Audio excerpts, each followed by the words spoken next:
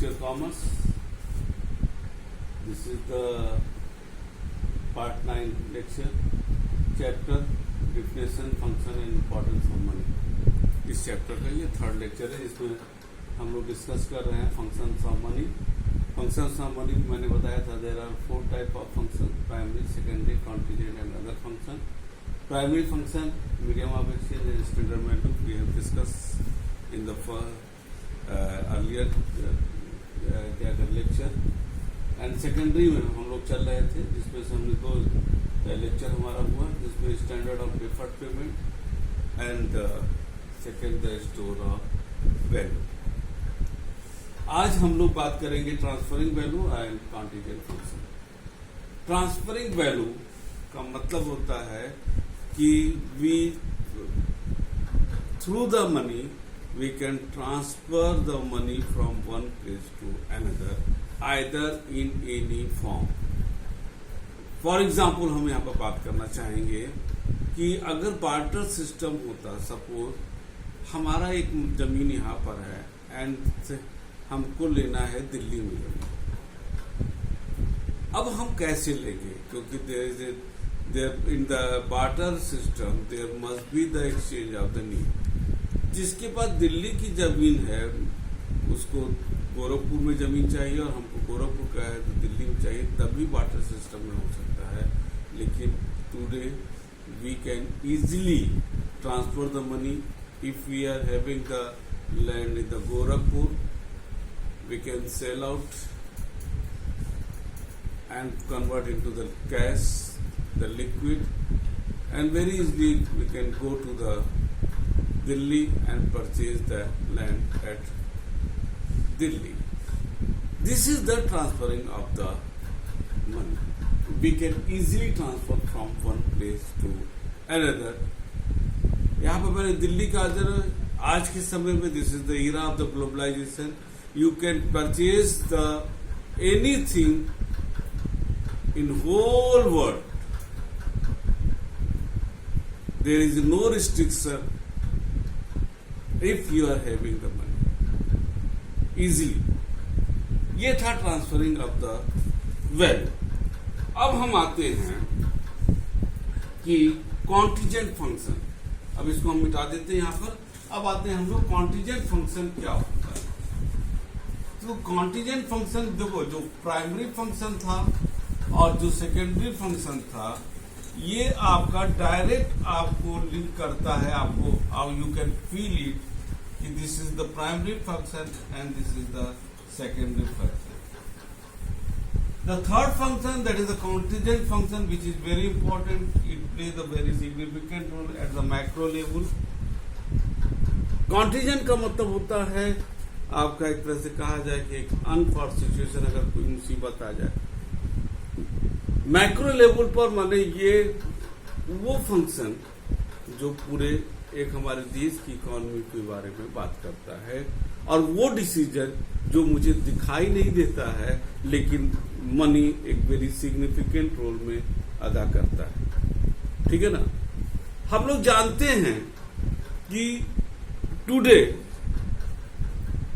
आज the money play very significant role, not at the micro level but at the macro level, the whole economy.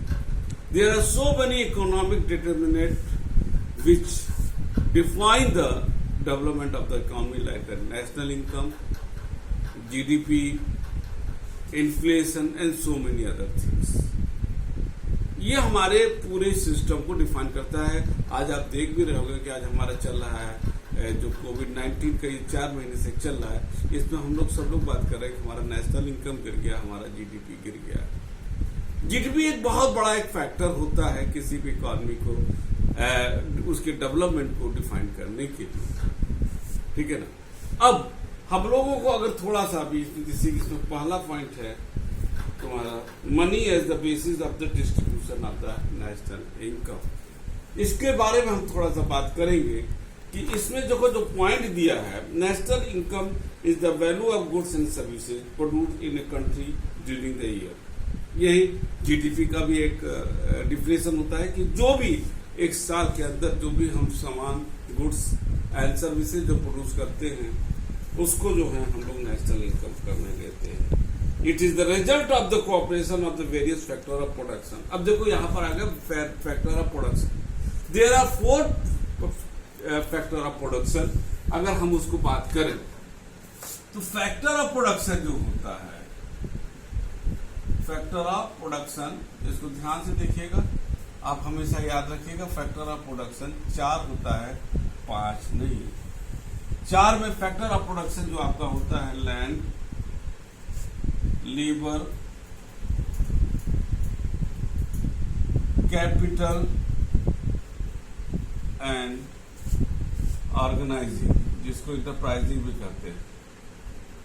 हमेशा याद रखिएगा कि 4 कभी भी भूल करके 5 मत बोलिएगा, 4 होता है। ये 4 कोई भी फैक्ट प्रोडक्शन होगा वो चारों के, that is the cooperation, land, labour, capital और ऑर्गेनाइजिंग जब मिलेगा तो ही हम उसको फैक्टर ऑफ प्रोडक्शन, तभी हमारा आउटपुट होता है। अब इस जब जितने भी फैक्टर ऑफ प्रोडक्शन को हम यूज करते हैं उनको कुछ न कुछ we pay the reward to all the factor of production against their services rendered for producing the goods. So the reward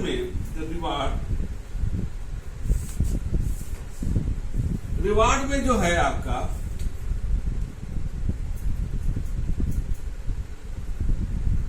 land को मिलता है आपका रेंट, लेबर को मिलता है वेजेस, कैपिटल को मिलता है इंटरेस्ट एंड ऑर्गेनाइजिंग को मिलता है प्रॉफिट। तो ये सब लोग जो सेवा देते हैं, ये सब लोग जो है लैंड को फिर से लैंड जो देगा वो रेंट पाएगा, लेबर को वेजेस मिलता है, कैपिटल जिसने लगाया इंटरेस्ट, और ऑर्गेनाइजिंग को जो है आपका प्रॉफिट आता है।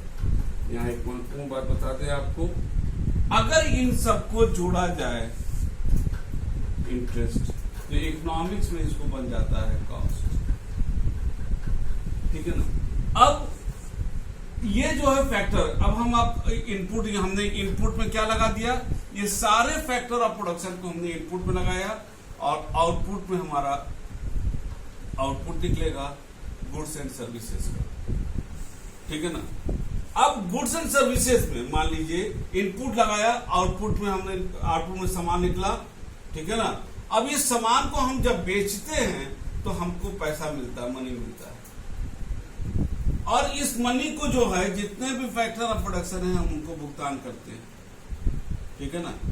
जैसे जो पैसे सामान बेचने को मिला उसको हमने, जिसका लैंड था उनको रेंट दे दिया, जिसका लेबर था उसको वेजेस दे दिया, जिसका कैपिटल था उसको इंटरेस्ट दे दिया, जिसका जो ऑर्गेनाइजर था, एंटरप्रेन्योर था, उसको हमने प्रॉफिट दे दिया। ये एक प्रोसेस चलता रहता है इकोनॉमी में। यही चीज दिया है, it is the result of the cooperation of various production factor of production and the income derive through this means. अब जो इनकम यहाँ पर डिराइव हो रहा है जो कॉस्ट के रूप में, और इसी को हमने बेच दिया, सेल आउट कर दिया, ठीक है ना, सेल आउट कर दिया। यही इनकम जब आपको मिलता है हम सबको इंटरेस्ट, वेजेस और बोनस के रूप में पेमेंट करते हैं। The profit and also taken into account, देखो प्रॉफिट हमने लिखा भी है, इसको लिया जाता है। Money measures the contribution of each factor of production as subsequently have the distributing income accordingly। और जब ये पैसा हमको मिलता है मनी, इसको सामान बेचने पर, तो जो भी जो फैक्टर ऑफ प्रोडक्शन है उसको हम लोग यही पैसा हम उनको भुगतान करते हैं। ठीक है ना। अब एक चीज और भी जान लीजिए, ये इन लोगों को जब ये पैसा मिलता है, ये लोग भी जाकर के मार्केट में सामान खरीदते हैं, जो हमारा सामान बिक रहा है यही लोग भी खरीदते हैं। तो इनपुट और आउटपुट एक साइकिल बना देता है कि इनपुट जितने भी फैक्टर ऑफ प्रोडक्शन लगे उनका हम लोगों ने यूज किया, जो ऊपर दिखा रहा है, लैंड, लेबर, कैपिटल, ऑर्गेनाइजिंग, और इनको हम लोगों ने उसका रिवार्ड दिया। ये इनपुट कॉस्ट हो गया। ये जब ये बाहर निकला उसको हम लोगों ने बेचा, मुद्रा मिला, फिर हमने उस मुद्रा को हम लोगों ने इनका भुगतान कर दिया। ये सारी चीजें, यही चीज यहाँ पर दे रहा है। The profit money measure contribution of each factor of production subsequently help the distributing income accordingly. Money thus facilitate to determine the share of each factor. अब ये जो इनकम होता है इसी में जो है सबको ये पैसा मिलता है। And all this distribution are done through the medium of money, the money become the basis of distribution of national income. हमारे ख्याल से ये समझ में आ गया होगा कि कैसे नेशनल इनकम, हम लोग जानते हैं national income is one of the important economic determinant while calculating the economic development of the country. National income, GDP, it is the very important, and बिना लैंड लेबर ये फैक्टर प्रोडक्शन के कोई भी सामान नहीं बन सकता, और जब ये सामान बनता है ये इसको मार्केट में आता है तो बिकता है, और उसी के आधार पर जब हम पूरे नेशनल लेवल पर कैलकुलेट करते हैं नेशनल इनकम बनता है जो हमारे इकोनॉमिक डेवलपमेंट को डिटरमाइन करता है। सेकेंड पॉइंट है इसका, वो है money is the basis of credit, उधार। कहते भी हैं कि पहले राजाओं का युग था, उसके बाद जमींदार लोग आए, फिर तमाम हम लोग करते हुए जमींदार से हम लोग चलते हुए चले आए, और फिर एक अर्थव्यवस्था चला, समाजवाद, पूंजीवाद, आज मिश्रित अर्थव्यवस्था बात करते हैं, और लोग कहते हैं आज उधारवाद। This is the era of the credit. Credit the उधार। आज बिना उधार के हमारा बिजनेस नहीं हो सकता, चाहे वो देश हो, चाहे राष्ट्र स्तर पे बात करें या ग्राउंड लेवल हम बिजनेस की बात करें। Without credit no business, no economy can. ये अलग बात है कि इस पर अलग से डिस्कशन होगा, आगे आपको चैप्टर में मिलेगा क्रेडिट कितना लेना चाहिए ताकि वो एक क्रेडिट जंजाल ना बन जाए। ये अलग मुद्दा है, यहाँ पर हम लोग अभी उस पर नहीं जा रहे, वो आगे आपको इसमें मिलेगा, क्योंकि अभी आपको 2 साल इसमें पढ़ना है। तो जब भी जो है पूरा क्रेडिट जो इकोनॉमी में चलता है, जो हम पैसा जमा करते हैं उसके आधार पर बैंक उसको बिजनेस हाउस तमाम लोगों को उधार देता है, उस उधार से जो है प्रोडक्शन होता है, लोग उससे कमाते हैं, फिर लोगों की इनकम होगा, उसके फिर बचत करेंगे, फिर लोग कंजम्पशन करेंगे, ये सारी चीजें चलता है। Credit is very important. One of the characteristic of the present day world the use of credit and money form the basis of credit. Today not only credit system is followed between the individual trader firm but also between the country. The expansion in contraction credit depends simultaneously upon the expansion and contraction of the supply of money. It is the prime responsibility of the Reserve Bank of India in the country as the central bank. According to the need of the economy, the Reserve Bank of India adjusts the money supply and through the money adjusting the money supply, expansion of contraction both. जरूरत है तो मुद्रा का बढ़ा दो supply, और अगर जरूरत उस अकॉर्डिंगली द नीड घटा भी दो। उसी तरह reserve bank of India market में क्रेडिट सप्लाई भी करता है। कितना मार्केट में क्रेडिट होगा, अगर क्रेडिट ज्यादा करना है, क्रेडिट कम करना है, ये सब जो है इकोनॉमी के नीड के आधार पर करता है, लेकिन ये होता है। आज पूरा हमारा कंट्री जो है, आप देख रहे होंगे जो इस सिचुएशन चल रहा है, आप सुने भी होंगे कि reserve bank of India, Bharat सरकार ने तमाम एक पॉलिसी डिटरमाइन की है, नीतियां बनाई गई कि कैसे हम बिजनेस हाउसेस को और व्यापारियों को ज्यादा से ज्यादा लोन दे, क्रेडिट दे, ताकि वो बिजनेस करें, और देश के जो हमारी कंट्री के इकोनॉमी में जो स्लो डाउन आया है उसको हम लोग नियंत्रित कर सके। This is the era of the credit, उधारवाद। तीसरा पॉइंट अलग से हम बोलेंगे, that is the equalisation of marginal value, इसको हम अलग से पढ़ाएंगे। चौथे पे आ जाते हैं helpful in the mobilising capital. एक जगह से आसानी से हम दूसरे जगह ले जा सकते हैं, मोबिलाइजिंग ऑफ द कैपिटल। इसमें एक सेंटेंस दिया, उसको ध्यान देना, high value and low bulk.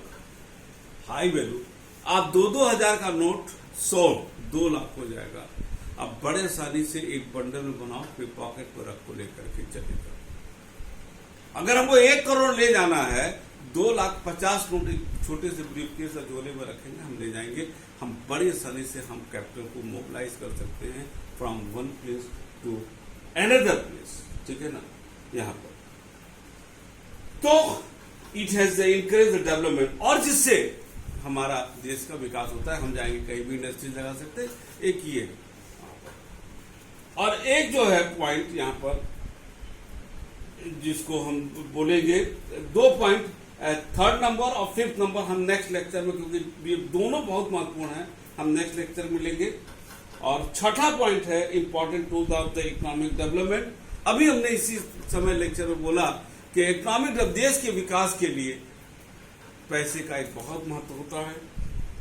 Social over हमको सड़कें बनानी है, डैम बनाना है, चंद्रयान 2 छोड़ना है, ये सब देश की साइंटिफिक डेवलपमेंट हो, चाहे इकोनॉमिक डेवलपमेंट हो, चाहे सोशल एस्पेक्ट हो, ये सारी चीजें बिना पैसे के नहीं हो सकती। तो इस आधार पर money play very significant role. तो कॉन्टीजेंट फंक्शन में जो टोटल हमारा 6 फंक्शन था, जिसमें से हमने आपका जो है चार फंक्शन, इसमें money is the basis of the distribution of national income, second money is the basis for credit, and third helpful in the mobilising capital, and छठा important tool of economic development discuss कर ले गए। 2 money of the equalisation of marginal value, and 4th helpful in the 5th helpful in the making capital liquid. ये हम next lecture में आपको दोनों बताएंगे, जो बहुत महत्वपूर्ण है उसके आधार पर। तब तक इसको पढ़ते रहिएगा, जब नहीं समझ आएगा तो पूछिएगा, और तब तक के लिए थैंक यू।